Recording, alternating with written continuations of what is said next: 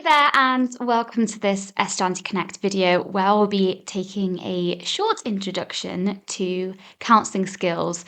And these are some of the foundational counsel skills that you will learn on our CPCAB Level 2, which is our first of our 3 course series, which you need to complete in order to become a fully qualified counsellor, and they're CPCAB Level 2, 3, and 4. So in this video, we'll discuss some of the key skills that you learn in our level 2, but these are also skills that you'll carry with you from level 2 all the way to level 4 and really form the bedrock of counselling and counselling skills. They're really these integral skills that you'll be using throughout the rest of your career. And if you like the look of these counselling skills and you're not sure whether counselling is for you, then maybe this is a good indicator to get started on your course. Also, these skills are very important for everyday life. So if you just wanted to take our CPCAB Level 2 to improve your communication and skills with others, whether it be your family or in the workplace, that is a great place to start as well. So without further ado, let's take a look at some of the skills that we'll be discussing in this video. Now, these are self-care, empathy, active listening, questions, and reflection. So first of all, let's take a look at self-care. Now, you might be surprised to see self-care on this list, and particularly as the first one that we'll explore. But actually, self-care is absolutely essential to counselling. Now, to perform at your top level as a counsellor, you need to take care of yourself. So self-care is about taking care of yourself in various ways to improve your overall well-being. And it means paying attention to your physical, mental, and emotional needs and making choices that ensure that these are met. Now, in simple terms, self-care means ensuring you have the basics covered to maintain yourself in order to function. And it can involve activities like getting enough sleep, eating nutritious food, exercising, and staying hydrated to keep your body healthy. But it's also important to remember that self-care is individual, and this means that it can vary from person to person. So what works for one person might not work for another. So really, self-care is about finding what activities and practices that help to make you feel refreshed and recharged. Now, like I've said, self-care is essential to ensure that you can then provide the best quality care to your clients. So being able to provide top quality care, the first step is actually being able to take care of yourself first, and then you can move on to taking care of others. Now, it's important to nurture the nurturers. That's one of our favourite sayings here at Astranti Connect. Now, next up we have empathy. Now, empathy is an extremely important skill for all counsellors, and it's the ability to understand and share another person's feelings, thoughts, and experiences. Now, it's really just to see the world from their point of view. Now, a crucial thing to note is the difference between empathy and sympathy, and this is something we really work on and explore in our CPCAB Level 2. Now, empathy is not the same as sympathy. Empathy involves truly understanding and experiencing another person's emotions and perspective.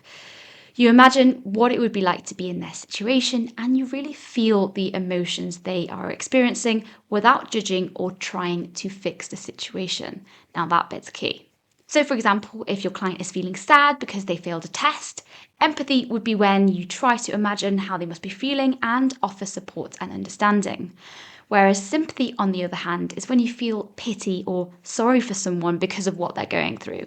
So really, it's recognizing that they're going through a tough time, but you don't understand or share their exact emotions. So, for example, if the client is feeling sad because they failed a test, sympathy would be acknowledging their sadness and offering comfort. For example, saying something like, "That's sad you failed your test. Don't worry about it too much. You get another chance to sit it."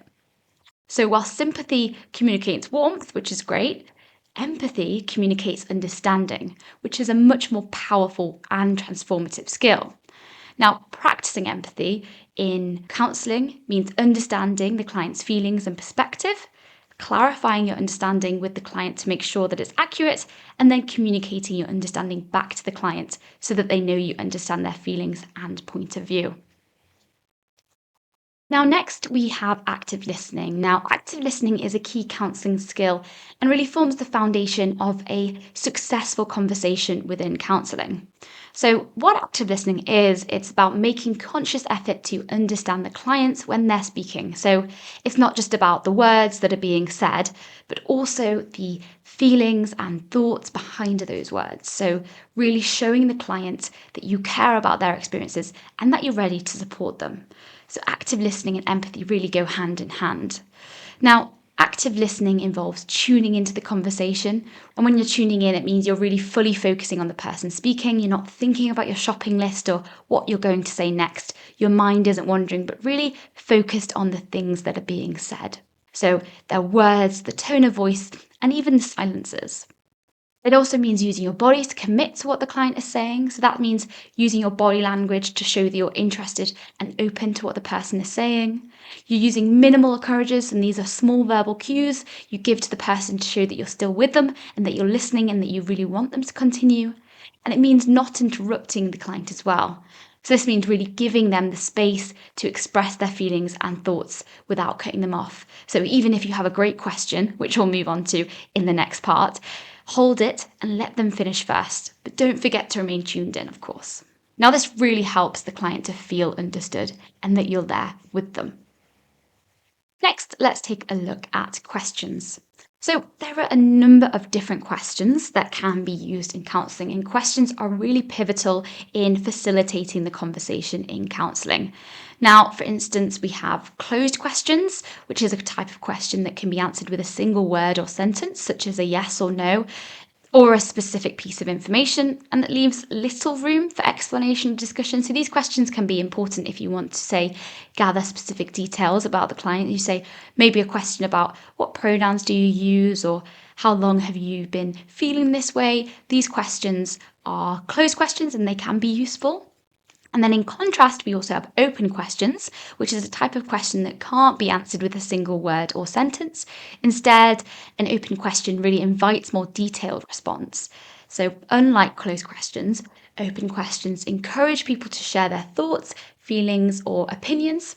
Now, these questions usually begin with words like how, why, or what, and they can allow for a wider range of answers.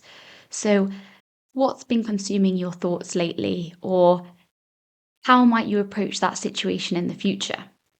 Now, there are also other types of questions that you'll learn about on our CPCAB Level 2, and these are scaling questions, transitional questions, leading and rhetorical questions, and finally, magic wand questions. And all of these facilitate different types of conversations within the counselling conversation.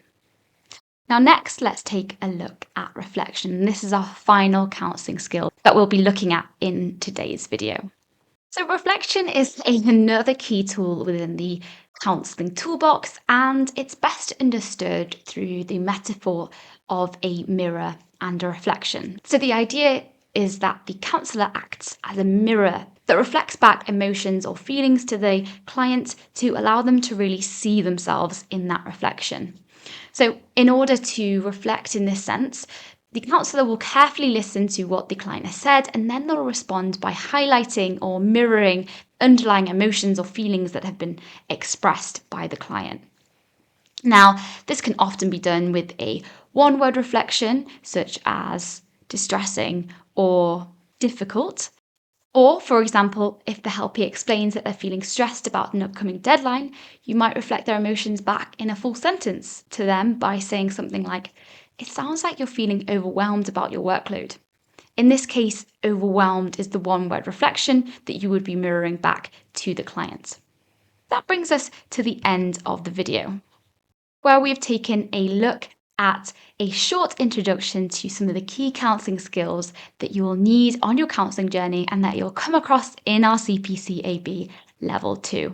And these are self-care, empathy, active listening, questions, and reflection. Now, I hope you found today's video helpful, and I'll be sure to see you in the next. Thank you for watching.